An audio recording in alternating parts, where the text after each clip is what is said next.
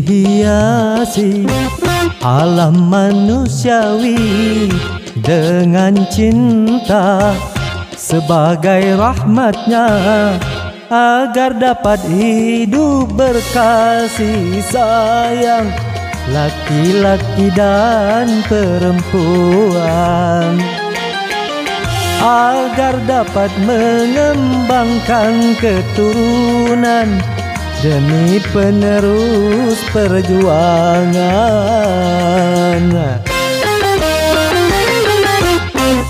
Begitulah Tuhan meletakkan nilai cinta dalam kesucian.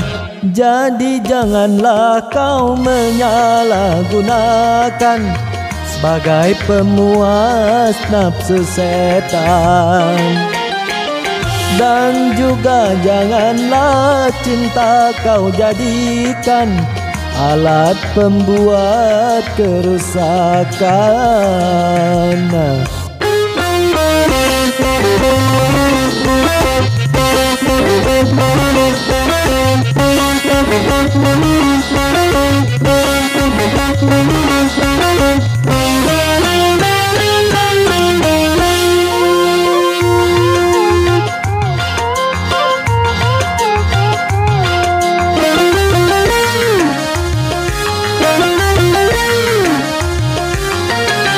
Bila datang rasa cinta, hati-hati dan waspada, jaga, pelihara serta kuasailah.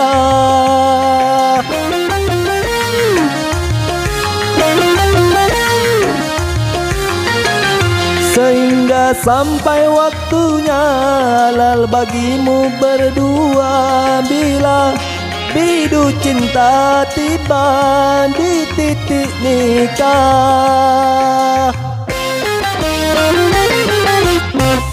Banyak sudah tunas-tunas muda berguguran sebelum berkembang, korban dari nafsu birahi durjana yang mengatasnamakan cinta.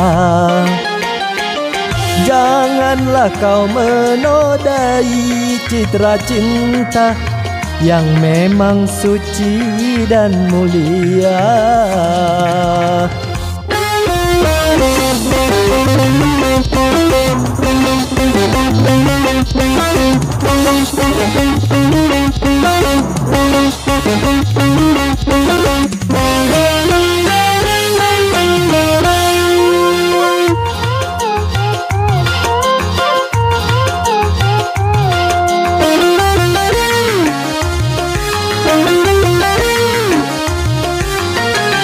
Bila datang rasa cinta, hati-hati dan waspada, jaga, pelihara serta kuasailah.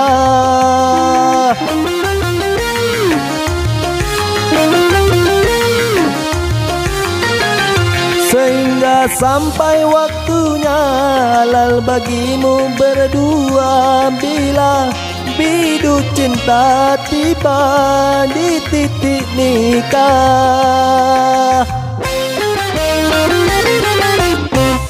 Banyak sudah tunas-tunas muda berguguran sebelum berkembang, korban dari nafsu birahi durjana yang mengatasnamakan cinta. Janganlah kau menodai citra cinta yang memang suci dan mulia.